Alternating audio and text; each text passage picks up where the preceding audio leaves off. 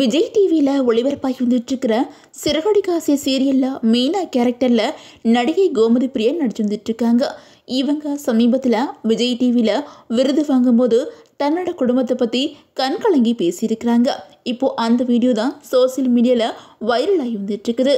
அந்த வகையில் இவங்க ஏற்கனவே வேலைக்காரன் சீரியலில் முக்கியமான ரோலில் நடிச்சிருந்தாங்க.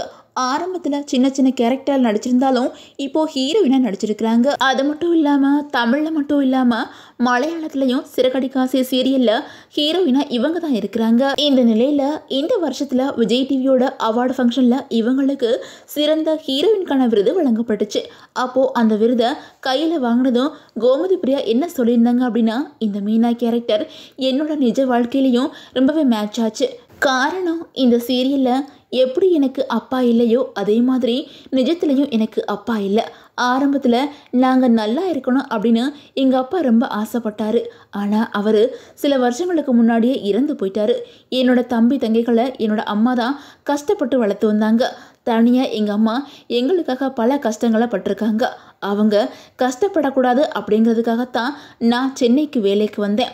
அதோட சீரியலில் நடிக்கணும் அப்படின்னு சொல்லிட்டு அதுக்காக பல முயற்சிகள் பண்ணினேன். யாராக இருந்தாலும் அவங்களுக்கு வாய்ப்பு உடனே அவ்வளோ சீக்கிரத்தில் கிடச்சிடாது. அதே மாதிரி தான் எனக்கும் வாய்ப்புகள் ஆரம்பத்தில் கிடைக்க தாமதமாச்சு. ஆனால் இப்போது எனக்கு மக்கள் மத்தியில் ஒரு அங்கீகாரம் கிடச்சிருக்குது.